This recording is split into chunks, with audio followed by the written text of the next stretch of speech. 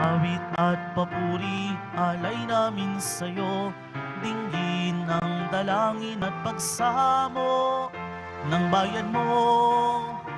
Viva Poong Jesus Nazareno.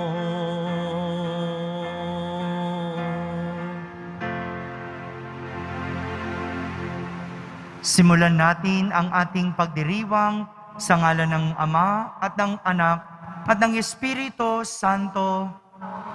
Ang pagpapala ng ating Panginoong Hesukristo, ang pag-ibig ng Diyos Ama, at ang pakikipagkaisa ng Espiritu Santo naway sumainyong lahat. Mga kapatid, aminin natin ang ating mga kasalanan upang tayo'y maging marapat gumanap sa banal na pagdiriwang. Inaamin ko sa makapangyarihang Diyos sa isip, salita at sandali at sa aking pagpapulang. Kaya ay sinasama ko sa mga Birhen Maria at sa inyong mga kapatid na ako'y panalangin sa Panginoon.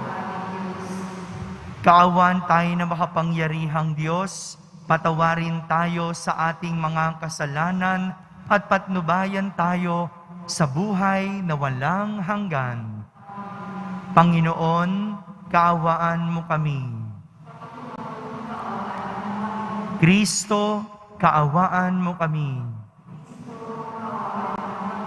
Panginoon, kaawaan mo kami.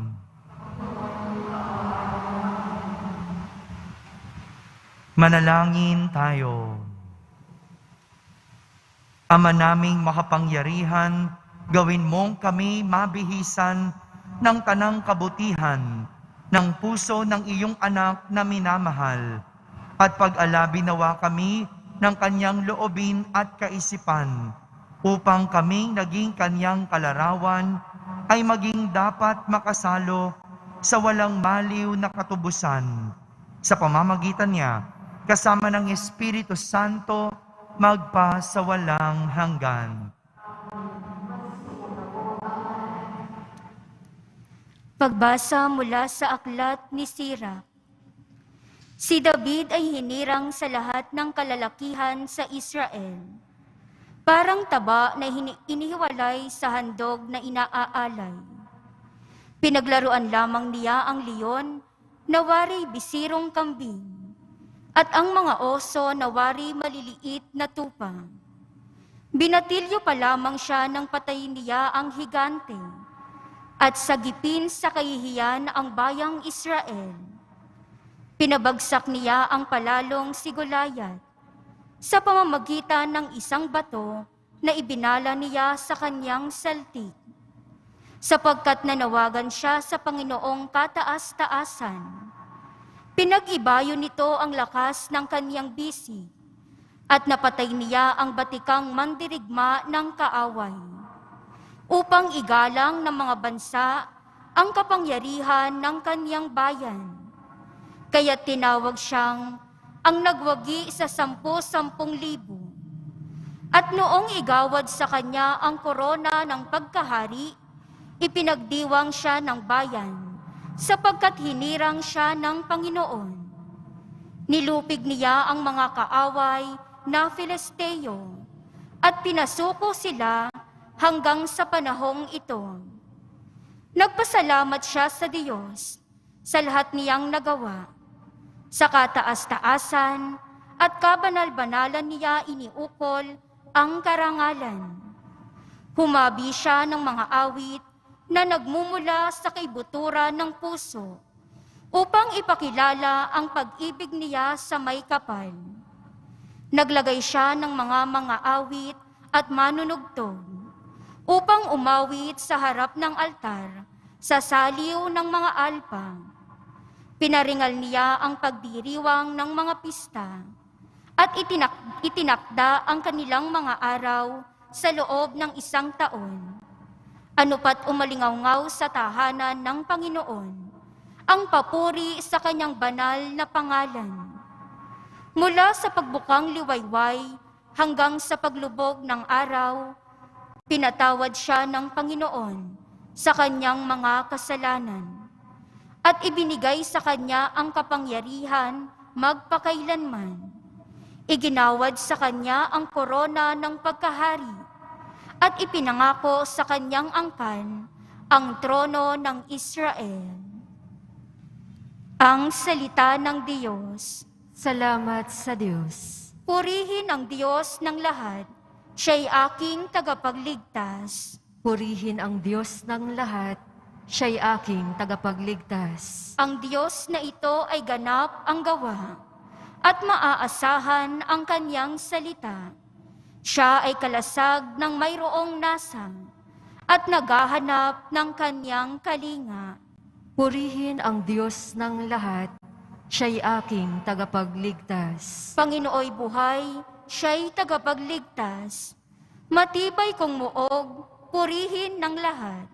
Kaya pupurihin kita't aawitan. Sa lahat ng bansa nitong daigdigan, ako ay aawit sa iyong harapan. Purihin ang Diyos ng lahat, siya'y aking tagapagligtas. Sa piniling hari, dakilang tagumpay. Ang kaloob ng Diyos sa kanyang hinirang. Ang pag-ibig niya'y walang katapusan, kay David at lahat niyang mga angkan. Purihin ang Diyos ng lahat, siya'y aking tagapagligtas. Magsitayo po ang lahat.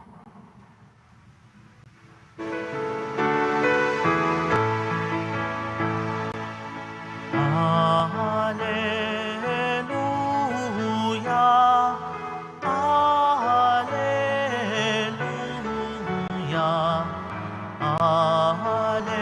Alleluia, Alleluia, Alleluia. Ang salitang mula sa Diyos, kapag isinasaloob, ay mamumunga ng lubos. Alleluia, Alleluia, Alleluia, Alleluia.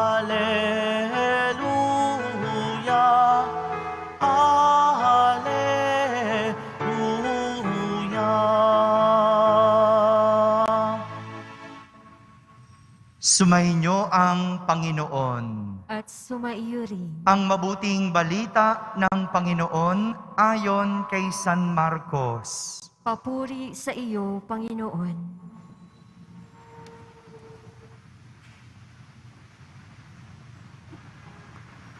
Noong panahong iyon, nakarating kay Haring Herodes ang balita tungkol kay Jesus, sapagkat bantog na ang pangalan nito. May nagsasabi, siya'y si Juan Bautista na muling binuhay. Kaya nakahagawa siya ng mga himala. May nagsasabi namang siya'y si Elias. Siya'y propeta, katulad ng mga propeta noong una, anang iba pa. Sinabi naman ni Herodes nang mabalitaan niya ito, muling nabuhay si Juan na pinapugutan ko. Si Herodes ang nagpahuli, nagpagapos at nagpabilanggo kay Juan dahil kay Herodias. Ang babaeng ito'y asawa ni Felipe, na kapatid ni Herodes, ngunit kinakasama niya.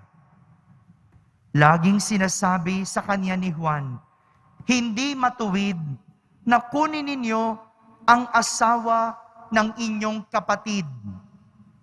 Kaya't si Herodias ay nagkimkim ng galit kay Juan. Hinangad niyang ipapatay ito, ngunit hindi niya magawa sapagkat natatakot si Herodes kay Juan. Alam niyang ito'y taong matuwid at banal, kaya't ipinagsasanggalang niya. Gustong-gusto niyang makinig kay Juan, bagamat labis siyang nababagabag sa mga sinasabi nito. Sa wakas ay nagkaroon ng pagkakataon si Herodias nang anyayahan ni Herodes sa kanyang kaarawan ang kanyang mga kagawad, mga pinuno ng hukbo at ang mga pangunahing mamamayan ng Galilea. Pumasok ang anak na babae ni Herodias at nagsayaw. Labis na nasiyahan si Herodes at ang mga panauhin, kaya't sinabi ng hari sa dalaga, "Hingin mo sa akin ang anumang ibig mo at ibibigay ko sa iyo." At naisumpa pa niyang ibibigay kahit ang kalahati ng kanyang kaharian kung ito ang hihilingin. Lumabas ang dalaga at tinanong ang kanyang ina, "Ano ang hihilingin ko?" "Ang ulo ni Juan Bautista," sagot ng ina. Dali-daling nagbalik ang dalaga sa kinaroroonan ng hari. "Ang ibig ko po'y ibigay ninyo sa akin ngayon din, sa isang pinggan, ang ulo ni Juan Bautista," sabi niya. Labis na nalungkot ang hari, ngunit dahil sa kanyang sumpa na narinig ng kanyang mga panauhin, hindi niya matanggihan ang dalaga. Kaagad niyang iniutos sa isang bantay na dalhin sa kanya ang ulo ni Juan. Sumunod ang bantay at pinapugutan si Juan sa bilangguan. Inilagay ang ulo sa isang pinggan at ibinigay sa dalaga. Ibinigay naman iyon ng dalaga sa kanyang ina. Nang mabalitaan ito ng mga alagad ni Juan, kinuha nila ang kanyang bangkay at inilibing. Mga kapatid, ang mabuting balita ng Panginoon. Pinupuri ka namin, Panginoong Hesukristo. Magsiupo po ang lahat. Isang magandang araw po sa inyong lahat. Unang Biyernes ng buwan, araw ng Poong Jesus Nazareno. Palakpakan muna natin ang ating mahal na Senyor. Dalawang kwento ng hari at ng kanilang paghahari ang ating narinig mula sa pagbasa natin para sa araw na ito. Pagkukumparahin natin ang dalawang hari at magandang tignan natin ang ating mga sarili kung sino tayo sa dalawa. Simulan po natin sa ating unang pagbasa. Binuod ng aklat ni Sirach ang kwento ng paghahari ni Haring David. Sino po yung unang hari? Sino po? Ayaw akong tingnan ni ko, tatay. Sino? Haring David. Yan, very good. No? Ang unang hari ay si Haring David.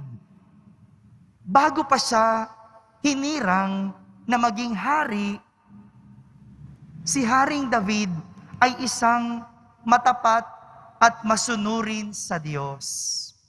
Kaya naman, ito po ang naging dahilan ng kanyang paghirang bilang hari. Masunurin at matapat sa Diyos. Sa sobrang tapat niya sa Diyos, naging matapat din ang Diyos sa kanya. Kaya naman, ang lahat ng gera, ang lahat ng laban, ang lahat ng pagsubok na kanyang hinarap, ay naipanalo niya. Kahit nga, ang higanteng si Goliath, kanyang tinalo. Hindi lang dahil sa kanyang sariling lakas, kundi higit sa lahat, dahil sa tulong ng Panginoon. Yung pagiging tapat ni Haring David ay nagbunga rin ng katapatan ng Diyos sa kanyang pangako na hindi niya pababayaan ang kanyang bayan. Ngunit kahit anong bait ni Haring David, siya ay nagkasala.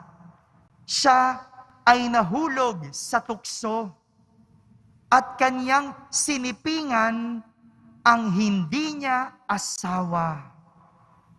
Nabuntis niya ang asawa ng kanyang sundalo na si Urias, na sa huli, para pagtakpan ang kanyang pagkakamali, para pagtakpan ang kanyang nagawang kasalanan, ipinadala niya si Urias sa isang matinding gera at doon, hinayaan niya itong mamatay. Inasawa niya ang hindi niya asawa. Dahil sa pagkakasala, nasira ang paghahari ni Haring David. Pero dahil sa diyang may kabutihang angkin itong si Haring David, siya ay humingi ng tawad sa Panginoon.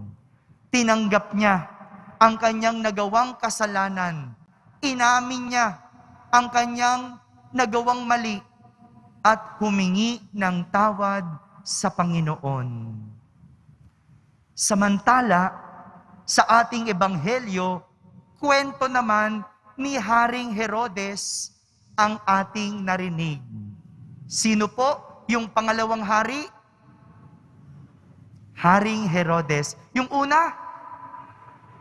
Ayun, very good. Si Haring Herodes naman ay isang magiting na hari. Masasabi kong siya rin ay mabuti sapagkat hilig niya na makinig sa mga pangaral ni Juan Bautista. Kahit na siya ay nababagabag, kahit na siya ay natatamaan sa mga pangaral ni Juan Bautista. Dahil ang madalas sabihin ni Juan Bautista, hindi matuwid na asawahin mo ang asawa ng kapatid mo. Si Haring Herodes, inasawa ang asawa ng kanyang kapatid na si Felipe. Sa halip na pakinggan ang mga pangaral ni Juan Bautista, napagtakpan niya ito sa pamamagitan ng pag-uutos na pugutan ang taong nagtuturo sa kanila ng tama. Kahit alam ni Haring Herodes na mali ang pumatay, ginawa niya ito. Sinunod niya ito. Dahil sa pagkakasala, nasira ang kanyang paghahari. Pero ang masakit, hindi na nga humingi ng tawad, pinagtakpan pa ito sa pamamagitan ng pagpatay sa nagtuturo at nagsasabi ng totoo. Pinapatay ang nagtuturo at ang nagsasabi ng totoo. Sa dalawang kwento, kanino malapit ang ating kwento?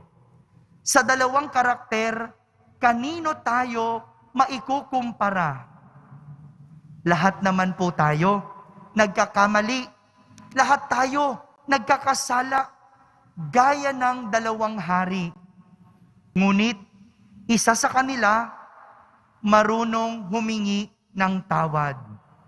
Ang isa naman marunong magtakip ng kasalanan. Ang isa marunong tumanggap ng pagkakamali. At ang isa naman kinakalaban pa ang tama. Hindi ba't pamilyar ang kwentong ito? Yung kung sino pa ang nagkamali, siya pa yung tila victim.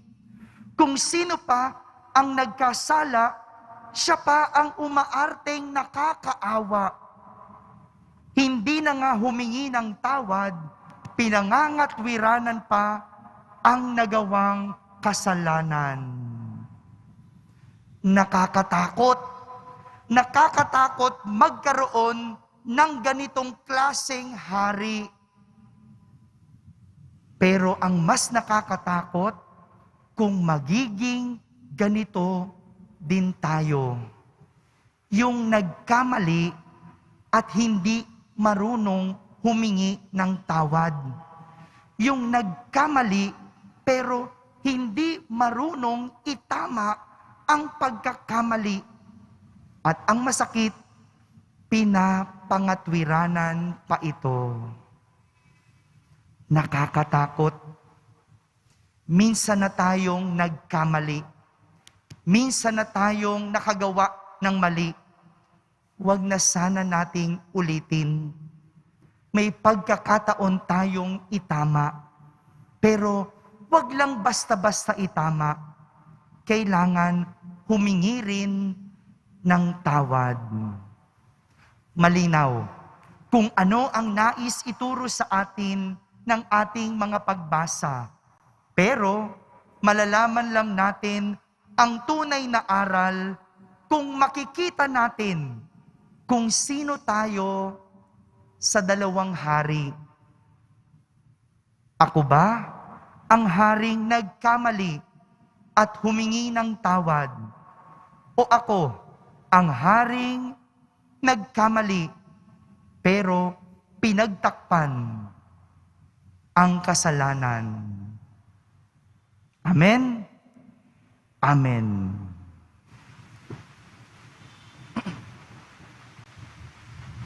Magsitayo po ang lahat. Minamahal kong mga kapatid, magiging matagumpay lamang ang ating pakikipaglaban sa puwersa ng kasamaan, kundi kung magsasama-sama tayo sa panalangin. Ating sambitin sa bawat panalangin, Panginoon, lumakad nawa kami lagi sa katotohanan. Panginoon, lumakad nawa kami lagi sa katotohanan. Tulad ni San Juan, ang mga namumuno ng simbahan, naway maging matapang na mga tagapagpahayag ng ebanghelyo ng katotohanan. Manalangin tayo. Panginoon, lumakad nawa kami lagi sa katotohanan. Tayong lahat naway tumulong ng buong puso sa pakikipaglaban ng simbahan sa mga madidilim na puwersya na siyang umaalipin sa tao. Manalangin tayo. Panginoon, lumakad nawa kami lagi sa katotohanan. Tayong mga Kristiyano, naway maging hayag sa pagsasalita sa ating mga alalahanin laban sa mga taong nagsasamantala at sa mga sinasamantala. Manalangin tayo. Panginoon, lumakad nawa kami lagi sa katotohanan. Ang mga biktima ng opresyon, naway magtamo ng katarungan, kalayaan at kapayapaan. Manalangin tayo. Panginoon, lumakad nawa kami lagi sa katotohanan. Sa katahimikan, ating ilapit sa Diyos ang ating mga pansariling kahilingan.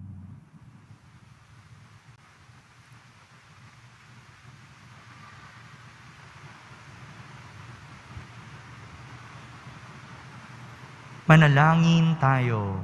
Panginoon, lumakad nawa kami lagi sa katotohanan. Makalangit na Ama, hindi nagbabago o kumukupas ang iyong pag-ibig sa amin. Bigyan mo kami ng katapangan na manahan sa iyong presensya sa lahat ng araw. Hinihiling namin ito sa pamamagitan ni Kristo na aming Panginoon. Amen.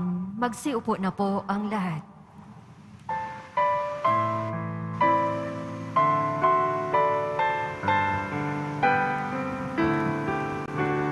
Pugong Jesus Nazareno, naririto kami sa harap mo.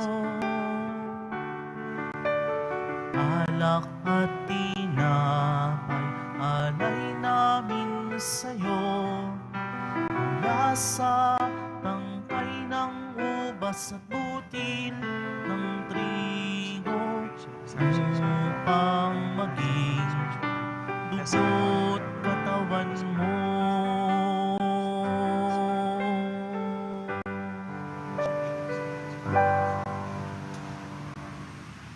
Magsitayo po ang lahat. Manalangin kayo mga kapatid upang ang paghahain natin ay kalugdan ng Diyos Amang makapangyarihan. Tanggapin nawa ng Panginoon itong paghahain sa iyong mga kamay, sa kapurihan niya at karangalan, sa ating kapakinabangan at sa buong sambayanan niyang banal. Ama naming lumikha, ikaw ay puspos ng awa at ng pag-ibig sa tanan, at dahil sa iyong pag-ibig na nag-uumapaw, ibinigay mo sa amin ang bugtong mong anak na pinakamamahal. Ipagkaloob mong kami makaisa niyang lubusan upang ang pagsamba sa iyo'y marapat naming may alay.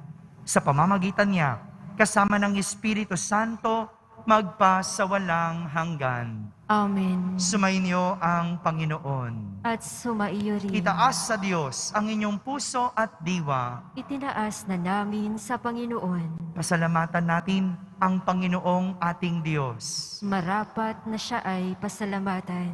Ama naming makapangyarihan, tunay ngang marapat na ikaw ay aming pasalamatan sa pamamagitan ni Jesucristo na aming Panginoon. Dakilang pag-ibig niya ay ang nagbunsod na maghain ng sarili nang kami matubos, kaya't itinampok siyang nakabayubay sa krus.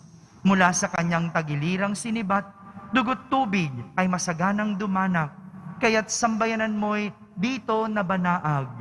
Ito'y ang sangkatauhang naakit sa puso ng iyong anak na sumasagip sa mga dumudulog sa batis ng kanyang pag-ibig. Kaya kaysa ng mga anghel na nagsisiawit ng papuri sa iyo nang walang humpay sa kalangitan, kami nagbubunyi sa iyong kadakilaan.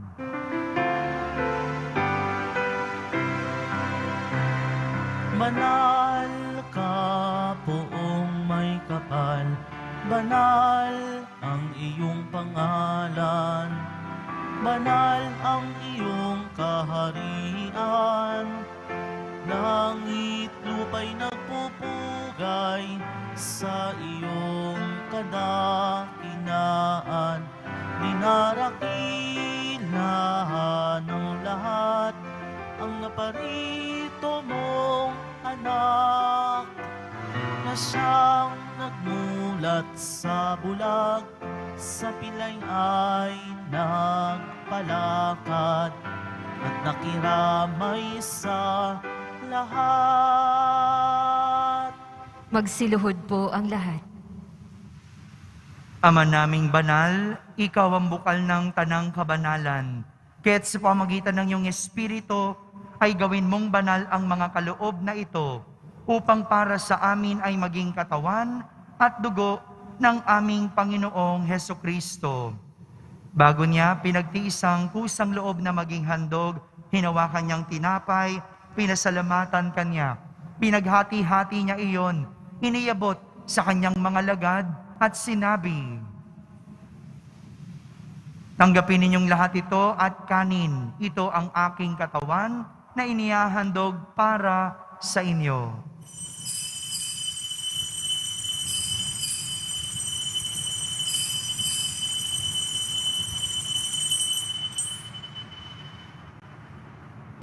Kaya hindi naman nung matapos ang hapunan, hinawakan niyang kalis, muli kanyang pinasalamatan. Iniabot niya ang kalis sa kanyang mga alagad at sinabi, "Tanggapin ninyong lahat ito at inumin. Ito ang kalis ng aking dugo, ng bago at walang hanggang tipan. Ang aking dugo na ibubuhos para sa inyo at para sa lahat, sa ikapagpapatawad ng mga kasalanan. Gawin ninyo ito sa pag-alaala sa akin."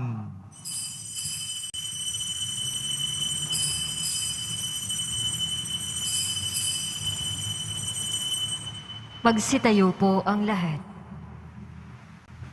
Ipagbunyi natin ang misteryo ng pananampalataya. Si Kristo ay gunitain, sarili ay inihain. Bilang pagkait inumin, pinagsasaluhan natin hanggang sa siya'y dumating. Ama, ginagawa namin ngayon ang pag-alaala sa pagkamatay at muling pagkabuhay ng iyong anak. Kaya't inaalay namin sa iyo ang tinapay na nagbibigay buhay at ang kalis na nagkakaloob ng kaligtasan. Kami nagpapasalamat dahil kami iyong minarapat na tumayo sa harap mo para maglingkod sa iyo. Isinasamo namin kaming magsasalo-salo sa katawan at dugo ni Kristo ay mabuklod sa pagkakaisa sa pamamagitan ng Espiritu Santo. Ama, lingapin mo ang iyong simbahang laganap sa buong daigdig. Puspusin mo kami sa pag-ibig, kaysa ni Francisco na aming Papa, ni Jose na aming Obispo at ng Tanang Kaparian. Alalahanin mo rin ang mga kapatid naming nahimlay na may pag-asang sila'y muling mabubuhay, gayon din ang lahat ng mga pumanaw. Kaawan mo sila at patuloyin sa iyong kaliwanagan.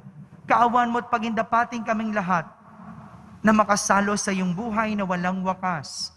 Kaisa na mahal na Birheng Maria na Ina ng Diyos, ng kabiyak ng puso niyang si San Jose, kaisa ng mga apostol ni San Juan Bautista at ng lahat ng mga banal na namuhay dito sa daigdig ng kalugod-lugod sa iyo. May pagdiwang nawa namin ang pagpupuri sa ikararangal mo sa pamamagitan ng iyong anak na aming Panginoong Hesukristo. Sa pamamagitan ni Kristo, kasama niya at sa Kanya, ang lahat ng parangal at papuri ay sa iyo, Diyos Amang makapangyarihan, kasama ng Espiritu Santo, magpa sa walang hanggan. Amen, amen, amen, amen.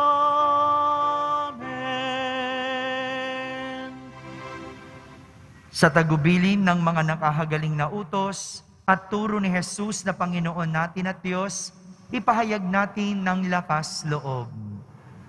Ama namin, sumasalangit ka.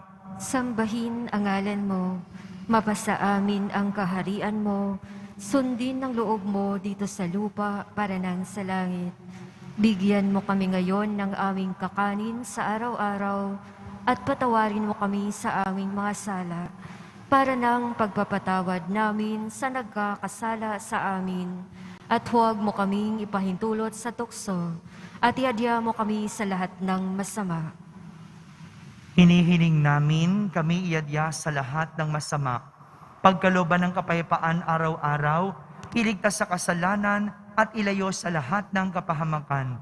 Samantalang aming pinananabikan ang dakilang araw ng pagpapahayag ng tagapagligtas naming si Hesukristo. Sapagkat iyo ang kaharian at ang kapangyarihan at ang kapurihan magpakailanman. Amen. Panginoong Hesukristo, sinabi mo sa iyong mga apostol, kapayapaan ang iniiwan ko sa inyo. Ang aking kapayapaan ang ibinibigay ko sa inyo.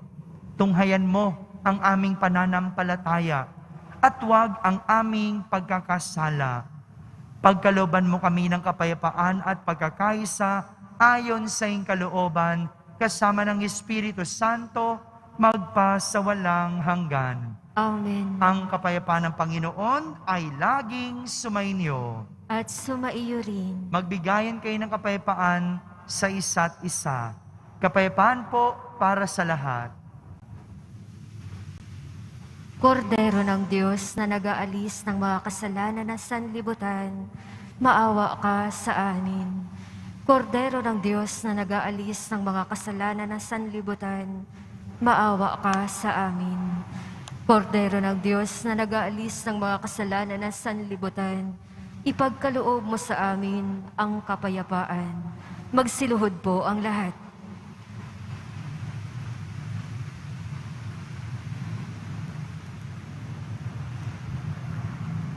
Ito ang kordero ng Diyos. Itong nag-aalis ng mga kasalanan ng sanlibutan. Mapalad ang mga inaaniyahan sa kanyang piging. Panginoon, hindi ako karapat-dapat na magpatuloy sa iyo, ngunit sa isang salita mo lamang ay gagaling na ako. Ang katawan ni Kristo, Amen.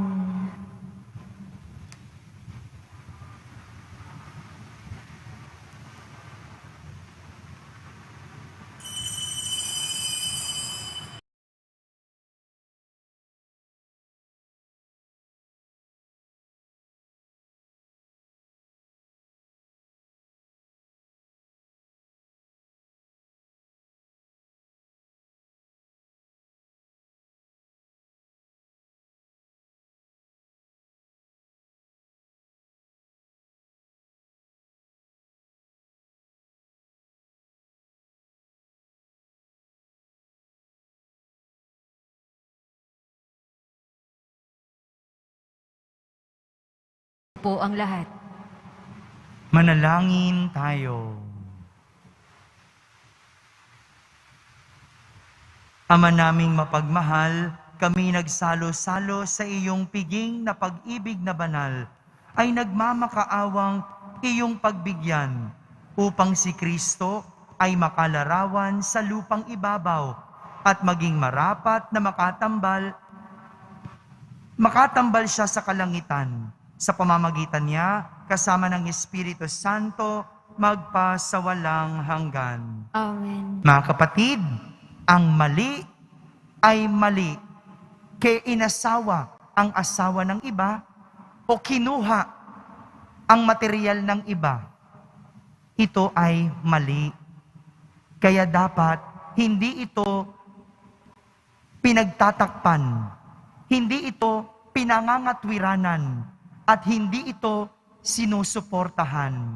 Dahil ang mali, dapat itinatama at ihinihingi ng kapatawaran. Sumainyo ang Panginoon. At sumaiyo rin. Pagbabasbas ng Poong Jesus Nazareno, itaas po natin ang lahat ng larawan ng Poong Jesus Nazareno at larawan ng mahal na ina. Mahal na Poong Jesus Nazareno, inihayag mo sa pamamagitan ng krus ang walang maliw na pag-ibig ng Diyos sa sangkatauhan. Pakinggan mo ang kahilingan ng iyong angkan na nagsusumamo sa iyo. Makamtanawan nila ang inyong katugunan at tanggapin ang kasagutan na may utang na loob na tinatanaw. Basbasan din po ninyo ang lahat na may karamdaman, nahihirapan, may mga dalang imahen at dasalan. Sa pamamagitan ng bendisyon na ito, naway maalala nila ang mga pangako nila noon sa binyag na ikaw ang kanilang iibigin at paglilingkuran bilang Panginoon magpasawalang hanggan. Amen. At pagpalain kayo ng makapangyarihang Diyos, Ama, Anak, at Espiritu Santo. Amen. Tapos na po ang ating pagdiriwang, humayking taglay ang pag-ibig at kapayapaan ng Poong Jesus Nazareno. Salamat sa Diyos.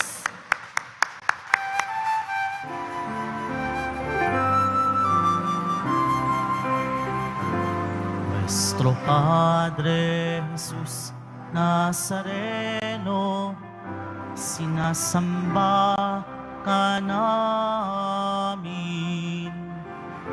Pinipintuho ka namin. Aral mo ang aming buhay at kalingkasan. Nuestro Padre Jesus Nazareno, iligtas mo kami sa kasalanan. Ang krus mong kinamatayan ay sagisag ng aming kaligtasan. Nuestro Padre Jesus Nazareno, dinarangal ka namin. Nuestro Padre Jesus Nazareno, nilulwalhati ka namin. Nuestro Padre Jesus Nazareno, dinarangal ka namin. Nuestro Padre Jesus Nazareno, nilulwalhati ka namin.